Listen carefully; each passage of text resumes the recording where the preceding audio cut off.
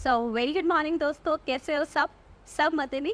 अब हम स्टार्ट करने वाले हैं हमारे चैप्टर नंबर 1 का one of the most important topic, that is the constitutional provisions. देखो हमारे पास है क्या, इंडिया में सबसे ऊपर का कानून यानी सबसे सुप्रीम लॉ कौन सा है, वो है हमारा इंडियन कॉन्स्टिट्यूशन। जय हिंद जय भारत। भारत के संविधान से ऊपर इंडिया में कोई और लॉ नहीं है, ठीक है। सो कॉन्स्टिट्यूशन ऑफ इंडिया ने क्या किया, यहाँ पर स्टूडेंट अब इसमें लिखा हुआ है कि किसके पास कौन सी पावर है कि वो कौन से लॉ बनाएंगे, या फिर ऐसा क्यों नहीं होता कि मेरा मन कर रहा था कि मैं अपने नेबर पे एक नेबरहुड टैक्स लगा दूँ, but I am not actually enable to levy. क्यों ऐसा क्यों हुआ? क्योंकि ये सब कुछ लिखा है हमारे भारत के संविधान में, ठीक है। तब जैसे चैप्टर्स में हमारे पास आगे पैराग्राफ नंबर होते हैं, कॉन्स्टिट्यूशन ऑफ इंडिया में होते हैं आर्टिकल नंबर, ठीक है। तो ऐसे ही कुछ आर्टिकल्स के बारे में हम यहाँ पे पढ़ेंगे जो कि पेपर में काफ़ी बार पूछे जा चुके हैं, ठीक है। तो पहला आर्टिकल आता है आर्टिकल नंबर 265। मैम क्या आर्टिकल नंबर याद करने हैं? डेफिनेटली याद करने हैं। अब जब मैं आपको कह रही हूँ कि पेपर में बहुत बार ही पूछा जा चुका है, so definitely we are going to learn.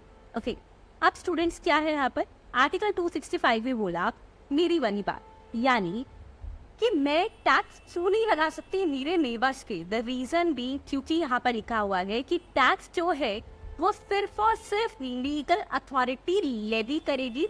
Levy करने का मतलब होता है लगाना। सिर्फ लीगल अथॉरिटी लगाएगी और लीगल अथॉरिटी ही उसका कलेक्शन करेगी, ठीक है।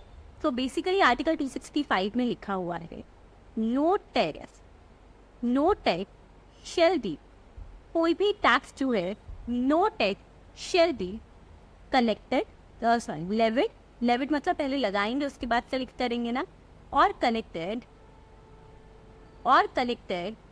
Accept by authority of law, यानी लीगल अथॉरिटी लगा सकती है जिसको कि इसके लिए ऑथोराइज किया है, ठीक।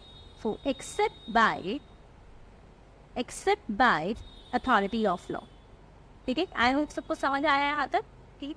कहीं कोई डाउट्स है तो स्टूडेंट्स आप डेफिनेटली अपने डाउट्स में से साथ में प्लीज। तो accept by authority of law, क्या ये है आर्टिकल 265। उसके बाद नेक्स्ट आता है, यहाँ पे एक बार पढ़ते हैं नोट से। So article 265 of the constitution of India prohibits arbitrary collection of tax. उन्होंने क्या रोक दिया? प्रोहिबिट का मतलब होता है रोकना, ठीक है, रिस्ट्रिक्ट करना। तो उन्होंने रोक दिया आर्बिट्ररी। आर्बिट्ररी मतलब कि भाई कोई भी चलता फिरता टैक्स कलेक्शन कर रहा है वो प्रोहिबिट कर दिया। उसने कहा no tax shall be levied और collected except by authority of law. Authority of law का मतलब होता है कि जिनको की ये पावर दी गई है कि हाँ ठीक है आप भी टैक्स कलेक्शन कर लेना, ठीक है, फिर लीगली ऑथराइज है। फिर नेक्स्ट स्टूडेंट्स हमारे पास जो आर्टिकल आता है दैट इज आर्टिकल नंबर, जल्दी बताओ पहले ये याद हो गया, ठीक है। सो आर्टिकल नंबर 245, यानी आर्टिकल 265 पढ़ा 20 कम करना, आर्टिकल 245 आया, ठीक है। सो आर्टिकल 245 अब ये क्या कह रहा है, इसने क्या कहा कि देखो क्या है हमारे पास में स्टूडेंट्स इंडियन कॉन्स्टिट्यूशन ने दिया हुआ है कि ये वाला लॉ बनाने की पावर स्टेट गवर्नमेंट के पास, ये पर्टिकुलर लॉ बनाने की पावर सेंट्रल गवर्नमेंट यानी पार्लियामेंट के पास। पार्लियामेंट ने कहा आप एक बात बताओ स्टेट गवर्नमेंट के पास कौन सी पावर होगी? उन्होंने कहा मतलब उनकी जो स्टेट्स है ना उसके रिस्पेक्ट में जो लॉ बनाना है वो स्टेट गवर्नमेंट बनाए। ओके चलो मान गया। तो पार्लियामेंट ने बोला कि मेरे पास पूरे इंडिया का जो है उसके लिए मैं गवर्नेंस कर रहा हूँ, हाँ यानी सेंट्रल गवर्नमेंट। तो वहाँ पर बात आई कि मान लो अगर मुझे हरियाणा के लिए कोई लॉ बनाना है, अब हरियाणा गवर्नमेंट बोल रही है ये लॉ तो सिर्फ हम बनाएंगे। ओके, तमिलनाडु गवर्नमेंट ने बोला लॉ हम बनाएंगे तमिलनाडु के लिए। तो ऐसे मेरे पास क्या रह गया, मेरे इंडिया में ही तो ये सब कुछ आ रहे हैं ना। तो यहाँ पर स्टूडेंट्स इसीलिए बोला गया कि देखिए आर्टिकल 245 कहता है कि अगर पार्लियामेंट कोई भी लॉ बना रहा है तो आपको इस बेसिस पर उसको वॉइड नहीं कह सकते। वॉइड मतलब कि वो बिल्कुल बेकार है, खत्म है, वो मतलब कुछ है ही नहीं, ठीक है। आप इस बेसिस पे उसको वॉइड नहीं कह सकते कि भाई ये तो उसके ज्यूरिसडिक्शन से बाहर है। क्यों? क्योंकि चाहे कोई भी स्टेट हो है तो सब इंडिया के अंदर ना। ओके चल, तो आर्टिकल 245 इज बेसिकली अबाउट कि इसमें ये बोला गया कि कोई भी लॉ जो पार्लियामेंट बनाएगा हम उसको इनवैलिड नहीं कह सकते। ये कहती कि ये तो एक्स्ट्रा टेरिटोरियल ऑपरेशन है। एक्स्ट्रा टेरिटोरियल ऑपरेशन मतलब कि ये तो सेंट्रल गवर्नमेंट की टेरिटरी के बाहर है, नहीं जी सब कुछ इंडिया में ही, ठीक है। So article 245 is basically about no law made by the parliament क्योंकि पार्लियामेंट ने बनाया है, पार्लियामेंट मतलब यहाँ पर सेंट्रल गवर्नमेंट, ठीक है, made by the parliament shall be invalid, उसको हम इनवैलिड या वॉइड नहीं कह सकते, shall be invalid. No law made by the parliament shall be invalid on the basis of extra territory officials, ठीक है. तो हम उसको इस बेसिस पे नहीं कह सकते कि भाई ये तो उसकी टेरिटरी से, उसकी jurisdiction से बाहर, ठीक है. On the basis of extra territorial operation, okay, on the basis of extra territorial operation. I hope you all got this point, ठीक है, सबको समझ आ गया. अब एक बार पढ़ते हैं आर्टिकल 245 का मीन्स. अब यहाँ क्या कहा गया कि देखो इंडियन कॉन्स्टिट्यूशन के पार्ट 11 में डील करता है कि भाई यूनियन ऑफ स्टेट्स के बीच में क्या रिलेशनशिप है. यूनियन ऑफ स्टेट्स के बीच में रिलेशनशिप का मतलब कि कौन सी जो लॉ है यूनियन गवर्नमेंट यानी सेंट्रल गवर्नमेंट बनाएगी और कौन से लॉ जो है वो स्टेट गवर्नमेंट बनाएगी. Now the power for enacting the laws कि कैसे कैसे है ये सब कुछ लिखा हुआ है कि पार्लियामेंट पे या स्टेट लेजिस्लेचर पे आर्टिकल 245 में लिखा हुआ है, ठीक है. तो इसी आर्टिकल में कह दिया कि देखो subject to the provisions of this constitution, मतलब इस कॉन्स्टिट्यूशन ने हमारे पास जो भी कहा है हम मान रहे हैं, ठीक है, subject to the provisions of this constitution. लेकिन हम ये नहीं कह सकते. तो बेसिकली इसका मतलब क्या हुआ स्टूडेंट कि देखो अगर पार्लियामेंट कोई भी लॉ किसी भी स्टेट के लिए, इंडियन टेरिटरी के लिए, एरिया के लिए, लोकेलिटी के लिए, किसी के लिए भी बनाए तो वो उसको हम एक्स्ट्रा टेरिटोरियल ऑपरेशन मिली जाएंगे और वो वैलिड होगा, ठीक है. चलो नेक्स्ट स्टूडेंट्स हमारे पास आता है. So that was article number 245. I hope सबको समझ आ गया होगा. कितने आर्टिकल्स कर लिए? 2 आर्टिकल. आर्टिकल 265 जिसमें लिखा लीगल अथॉरिटी के अलावा कोई टैक्स तो लगाएगा न टेस्ट करेगा. Second we have covered article number 245 जिसमें क्या था, पार्लियामेंट जो लॉ बना दे ना वो लॉ चलेगा, ठीक है. उसके बाद स्टूडेंट्स हमारे पास नेक्स्ट आता है article number 246 and it is the most expected question in the examination. Yes, इसमें से बहुत बार पेपर में आ चुका है और अगर मैं बोलूँ तो ये एमसीक्यू में भी काफ़ी बार पूछा जा चुका है और सब्जेक्टिव क्वेश्चन में भी, ठीक है. So just right it down, very very very very very funny. Okay, क्या नंबर है आर्टिकल का? Article number 246. आइए लिखते हैं इसके बारे में, ठीक है. सो this is the article number 246. अब मैम ऐसा क्या है जो इसमें इतना आप कह रहे हो कि इम्पॉर्टेंट है, इतनी बार पूछ लिया इंस्टीट्यूट ने हैंड स्टूडेंट्स, तो है क्या इसने ये कहा कि देखो मैं तुम्हें अथॉरिटी दे रहा हूँ. किसको अथॉरिटी दे रहा हूँ? यहाँ पे कह रहा है स्टूडेंट्स की देखो in this part that is in the article number 246 उन्होंने ना एक लिस्ट बना दी और लिस्ट में 3 लिस्ट बना के 3 अथॉरिटीज देती. जैसे कि यहाँ वो मैटर्स लिखती है लिस्ट नंबर 1 में जिसके लिए सिर्फ और सिर्फ एक्सक्लूसिव पावर है हमारी पार्लियामेंट के पास, यानी हमारी सेंट्रल गवर्नमेंट के पास कि भाई जो इसमें मैटर्स लिखी है उन पर आप लॉ बनाना. जैसे कि स्टूडेंट्स एग्जांपल देकर बताती हूँ, इनकम टैक्स के रिगार्डिंग जो लॉ फ्रेम करता है, मतलब लॉ इन द सेंस जो भी डिसीजंस है जो भी है वो स्टेट गवर्नमेंट की ना कभी थी ना है ना होगी, किसके है? सेंट्रल गवर्नमेंट, ठीक है. लिस्ट नंबर 2 स्टेट लिस्ट बना दी कि यहाँ पे जो मैटर्स है ना वो स्टेट गवर्नमेंट संभालेगी, ठीक है. मतलब स्टेट लेजिस्लेचर के पास एक्सक्लूसिव पावर है to make the law on the matter contained in this, ठीक है. For example agricultural income, okay. हाँ जी. थर्ड, अब कुछ मैटर्स डेफिनेटली ऐसे हैं जिनको 2 लिस्ट चाहिए, यानी जिसपे कि सेंट्रल गवर्नमेंट और स्टेट गवर्नमेंट को मिलकर डिसीजन लेनी हुई, वो होती है काउंटर एंक्लेस. क्या है? काउंटर एंक्लेस यानी मिक्सिंग लिस्ट, ठीक है. तो इसमें वो मैटर्स हैं जिसपे पार्लियामेंट और स्टेट गवर्नमेंट दोनों लॉ बना सकते हैं.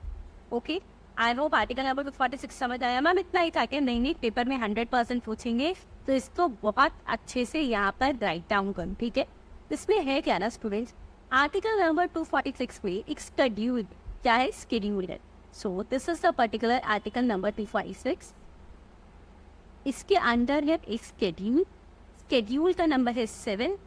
अब ये भी याद रखिए, हाँ पेपर में आएगा तो याद तो करना ही है, ठीक है. This is the 7th schedule. अब इस आर्टिकल 246 के 7th शेड्यूल में 3 लिस्ट है. कितनी लिस्ट है? 3 लिस्ट है. लिस्ट नंबर 1, जिसको हम कहते हैं यूनियन लिस्ट. यूनियन लिस्ट मतलब सेंट्रल गवर्नमेंट और parliament use it power to make the laws matter in the laws on the matter contained in this. ठीक है, तो यूनियन लिस्ट कहेंगे. ओके दोस्तों, स्टेट फिर आती है लिस्ट नंबर 3. अब लिस्ट 2 में कौन सी है हमारे पास? तो स्टूडेंट लिस्ट 2 में, लिस्ट 1 में हो गई यूनियन लिस्ट, लिस्ट 2 में we have the state list, यानी स्टेट गवर्नमेंट के पास पावर है. साथ साथ में लिखते रहो as it's very important question. फिर आता है लिस्ट नंबर 3. अब लिस्ट नंबर 3 में क्या लिखोगी मैम? लिस्ट नंबर 3 में अभी तो आपने कहा ना दोनों वाली लिस्ट, हाँ जी, so that is the concurrent list. लिखिए students, concurrent list. So this is the concurrent list. Okay, I hope ये क्वेश्चन अच्छे से समझ आया दोस्तों. ओके, अच्छा, अब यहाँ पर एक इम्पॉर्टेंट बात, मैम लिस्ट नंबर 1 को ऐसे ही 2 4 3 4 नहीं. This is the way to write down the list number in this constitution article 246 10th schedule. ठीक है, तो ऐसा ही लिखा हुआ है, यानी रोमन नंबर में लिखा है, तो दोस्तों आप ही रोमन नंबर में ही लिखोगे. Okay clear? चलो ठीक. फिर क्या हुआ, अभी तक जो मैंने आपको आर्टिकल्स पढ़ाया ना, दैट पर 3 article, article number 265, article number 245 and article number 246. ठीक है, ये पहले से थे, ये जीएसटी के आने से भी पहले थे. ठीक है, फिर बात आई कि बात बताओ, ये आर्टिकल 246 आ गया. ओके, जीएसटी का है इसमें, जीएसटी में कैसे चलेगा? तो एक अमेंडेड आर्टिकल आया वहाँ पर. ठीक है, जो था आर्टिकल नंबर 246A. क्या है आर्टिकल नंबर? आर्टिकल नंबर 246 है. यहाँ कह रहा है, मैं बताता हूँ कि जीएसटी के रिगार्डिंग, यानी गुड्स एंड सर्विस टैक्स के रिगार्डिंग किसको पावर दे रहा हूँ. अभी तक बिना पढ़े बता सकते, जिसका चैप्टर 1 मैंने आपको समझाया. हाँ मैम, आप ही ने तो कहा सेंट्रल गवर्नमेंट स्टेट गवर्नमेंट मिलके टैक्स लगाते हैं, है ना, तो यहाँ पर दोनों को पावर थी. Okay, so the next article जो हमारे पास आता है वो है आर्टिकल नंबर 246 है. ओके, लिखो Steven. So the next article we have is article number 246A. Okay, just leave it like this. So this is the article number 246A. Article 246A में किसके बारे में है? ए से समझ जाना, अमेंडमेंट वाला है. ठीक है, तो ऐसे करके हमें याद रहेगा. आर्टिकल 246A में है हमारे पास जीएसटी के रिगार्डिंग पावर. ठीक है, तो दिस आर्टिकल ग्रांट्स पावर, ये पावर दे रहा है सेंट्रल गवर्नमेंट और स्टेट गवर्नमेंट दोनों को. अब इससे आप एक बात तो समझ गए होंगे कि ये दोनों को पावर देता है. ठीक है, सो आर्टिकल 246A क्या किया? ग्रांट पावर, ग्रांट मतलब देना, ग्रांट पावर, ठीक है, to central government and state government to make laws on GST, to make laws on GST. तो दोनों के पास पावर है. अच्छा मैम, मैं तो दोनों अलग अलग लॉ बनाएंगे? नहीं, ऐसा होता क्या है स्टूडेंट्स, प्रैक्टिकली सोचो, दोनों मिलकर लॉ बनाएंगे. ओके, चल.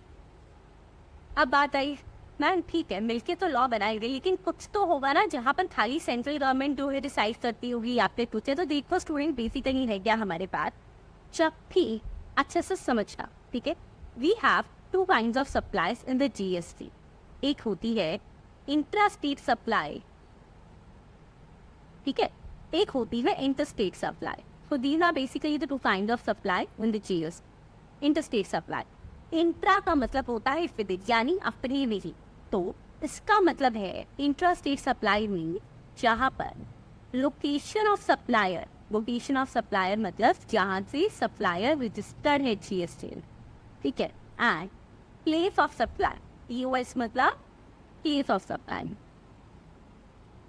अगर ये जो है ना, ये सेम स्टेट में पढ़ाया था नहीं मैंने आपको पहले भी. ठीक है, सेम स्टेट या इंडियन टेरिटरी में है तो उसको इंट्रा स्टेट सप्लाई बोलते हैं. और इस पर चार्ज होता है CGST प्लस या तो FGST या फिर UTGST. ठीक है, जो भी केस होगा, मतलब अगर स्टेट है तो FGST, यूनियन टेरिटरी है तो UTGST. Union territory having their own legislature, अपनी विधानसभा है तो FGST. ठीक है, ये अच्छे से हमने किया हुआ है, कहीं डाउट आ रहा है तो पूछते रहना. ठीक, यानी इस केस में मैं कह रही हूँ सेंट्रल और स्टेट दोनों के पास पावर है to make the laws on the matter contain. ठीक है, सो अगर कभी भी इंट्रा स्टेट सप्लाई हुई है तो वहाँ तो सेंट्रल गवर्नमेंट भी TPCG है, NC है, और स्टेट गवर्नमेंट दोनों ही मिलकर लॉ बना रहे होंगे. फिर आता है inter state supply, inter state. अब जैसे इंटर स्कूल कॉम्पिटिशन था तो हम दूसरे स्कूल्स के साथ जाकर कॉम्पिटिशन करते थे। तो जहाँ पर इंटर यानी with each other, okay, so where the location of supplier and the place of supply are in different states और यूनियन टेरिटरी, यहाँ पे वो डिफरेंट स्टेट या यूनियन टेरिटरी में है, वो होती है इंटर स्टेट सप्लाई। इस पे चार्ज होता है IGST, basically that is integrated goods and service tax. IGST ये सिर्फ और सिर्फ सेंट्रल गवर्नमेंट का मैटर है, एट इज इंटीग्रेटेड, यानी ये इसका जो पैसा है ना, मैं बोलूँ तो वही पर को सेंट्रल गवर्नमेंट के पास जाता है, फिर वो डिस्ट्रीब्यूशन होगा, ठीक है, जब आगे सप्लाई होगी सब होगा, ठीक है, ITC सेट ऑफ में वो डिस्ट्रीब्यूशन होगा, पढ़ा हुआ है हमने अच्छे से, ओके। तो यहाँ पर क्या हो रहा है, IGST यानी integrated goods and service tax, integrated goods and service tax, ठीक है। तो स्टूडेंट इसमें ये जो मैटर है ना, ये सेंट्रल गवर्नमेंट के पास है, खाली स्टेट गवर्नमेंट के पास नहीं। तो यही हमने यहाँ लिखना है आर्टिकल नंबर 246A में कि भाई देखो, इन the case of interstate supplies, वैसे दोनों को पावर दी थी कि GST पे लॉ बना लेना, but in the case of interstate supply, I am repeating myself, interstate supply के केस में क्या होगा, in the case of interstate supply central government have the power to make the law, ठीक है। क्यों, मैंने रीजन बताया, क्योंकि IGST चार्ज हो रहा है वो इंटीग्रेटेड, वो सेंट्रल गवर्नमेंट का revenue collection, okay. Central government have the power to make law. तो मैम इंट्रा के बारे में भी लिखते क्या, नहीं दोस्त, क्यों, क्योंकि वो तो हो रहा है कि दोनों का पावर है, so that is understood, okay, have the power to make laws, to make laws. Is it clear to everyone? पक्का ना? ओके ग्रेट, ठीक है। सो ये था हमारे पास। उसके बाद स्टूडेंट्स क्या बात आई, लेकिन जैसा पहले भी बात करी कि ये वाली जो पर्टिकुलर हमारे पास सप्लाईज है, जिनके बारे में भी आपको दोबारा रिपीट करवाने वाली हूँ, ठीक है, ये ऐसी कुछ सप्लाईज है दोस्तों, ये पर्टिकुलर ये जो 5 कैटेगरी थे, ठीक है, ऐसी सप्लाई है जिस पर इन गुड्स की सप्लाई पर GST तब लगेगा जब GST काउंसिल रिकमेंड करेगी। मैम इसका क्या मतलब है, हुआ क्या ना, आप पेट्रोल अगर फिल करवाने जाओ ना, तो देखना स्टूडेंट्स कि पेट्रोल पर आज की डेट पर भी GST नहीं, ठीक है, ओके, GST नहीं लग रहा, हाँ वो पिछले वाला टैक्स लगता है, सेंट्रल एक्साइज ड्यूटी प्लस क्या बताया था मैंने आपको, वैट लगता है, ठीक है। तो आप स्टूडेंट्स यहाँ पर क्या हो रहा है, क्योंकि पेट्रोल पर GST नहीं लग रहा, तो क्या कभी नहीं लगेगा, लगेगा।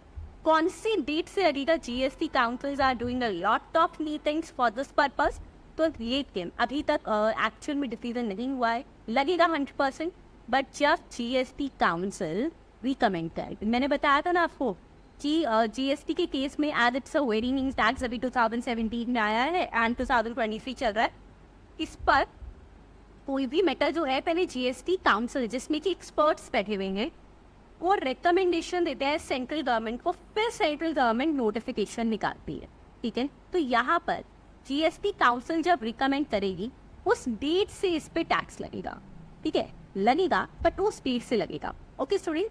सो नेक्स्ट पॉइंट यहाँ पर हमारे पास आता है, अब बात आई ना वैसे कौन कौन से वैसे प्रोडक्ट्स हैं, लिख लेते हैं। मैं इसको ना बेसिकली पेट्रोल वाली कैटेगरी बोल, ओके, बट लिखो जल्दी से। सो यहाँ पर students in the case of supply of goods, in the case of supply of goods, अभी कौन सी वाली गुड्स है, सो पेट्रोल, एक्टिवा, बाइक, कार में जो रिफिल करवाएंगे, ठीक है। सेकेंड स्टूडेंट्स हमारे पास आता है high speed diesel, okay. Now high speed diesel क्या है अभी बताते हैं, लिखा तो पहले। हमारे पास 2 टाइप के डीजल होते हैं, एक होता है हाई स्पीड डीजल, एक होता है light speed diesel. High speed diesel जो व्हीकल्स में मिलता है, लाइट स्पीड डीजल जिससे मशीनरी से होता है, ठीक है। तो हाई स्पीड डीजल अभी तक भी GST के पव्यू से बाहर है, लगेगा GST, लेकिन क्या रिकमेंडेशन आएगी GST काउंसिल से। फिर आता है स्टूडेंट्स हमारे पास next category is petroleum crude. अभी क्या भी तो आपने पेट्रोल लिखा था, पेट्रोल मतलब होता है पेट्रोल एक्टिवाज में बाइक में रिफिल हो रहा है, ठीक है। इसको हम नॉर्मली मोटर स्पिरिट भी बोल देते हैं, इसके आगे लिख लेना मोटर स्पिरिट, हमारी मोटर्स का स्पिरिट है, ठीक है। फिर होता है पेट्रोलियम क्रूड। पेट्रोलियम क्रूड क्या होता है कि जब माइनिंग की जाती है ना पेट्रोल की, तो डायरेक्ट पेट्रोल नहीं आता कि भाई इसे चलो भाई एक्टिवास भर लेते हैं आप, नहीं, वो रॉ पेट्रोल होता है पेट्रोलियम क्रूड, ठीक है। उससे आगे फिर बहुत सारे, जैसे कि मैं बोलूँगी फ्लाइट्स के लिए पेट्रोल निकलता है, उनके लिए मतलब फ्यूल निकलता है, वो सब। तो जो रॉ पेट्रोल है ना, उसकी सप्लाई पे भी अभी जीएसटी नहीं है। अभी नेक्स्ट हमारे पास आता है, जब फ्लाइट्स की बात करी ली ना, तो चलो इसके बारे में लिख भी लेते हैं। तो स्टूडेंट, फ्लाइट्स में जो फ्यूल डलता है उसको कहते हैं एविएशन टरबाइन। ठीक है, so the next category is ATM, aviation turbine, aviation turbine fuel. Okay, I hope I am clear to all of you. Next students, हमारे पास यहाँ पर आता है नेचुरल गैस। ठीक है, तो ये 5 कैटेगरी ऐसी है जिस पर अभी जीएसटी नहीं लग रहा। कब लगेगा? Just GST council will be coming. Okay, so लिखो, so GST will be levied, will मतलब अभी फ्यूचर में, ठीक है, अभी नहीं हुआ, विल। ओके, ध्यान से इस पर लिख देना word form. So will be levied on the supplies, जब कौन रिकमेंडेशन देगा? GST council will recommend. ठीक है, when GST council will recommend, या वो रिकमेंडेशन दी। ओके स्टूडेंट्स, चल अब आता है हमारे पास, ये था हमारे पास आर्टिकल नंबर 246 से। आई तो सबको अच्छे से समझ आया। अब स्टूडेंट्स इसके बाद, अब स्टूडेंट देखो, इसके बाद ना हमारे पास 2 आर्टिकल्स रिमेनिंग है constitutional provision relating to GST. एक है आर्टिकल नंबर 269A और एक है आर्टिकल नंबर 279A। ठीक है, तो हम इसके सेकेंड पार्ट में करेंगे। अगर आप कहीं भी कोई डाउट है, कोई मैसेजेस है, so definitely you can ask me through भी। यहाँ पे आपको क्वेरी आ रही है, आप पूछते चलो। और हाँ, अच्छे से इस टॉपिक को पढ़ो, क्योंकि इसमें से क्वेश्चन आने के बहुत ज़्यादा चांसेस है। एमसीक्यूज भी और सब्जेक्टिव है। ठीक है, ताकि students, thank you, have a nice day, bye and get meet me in the next session.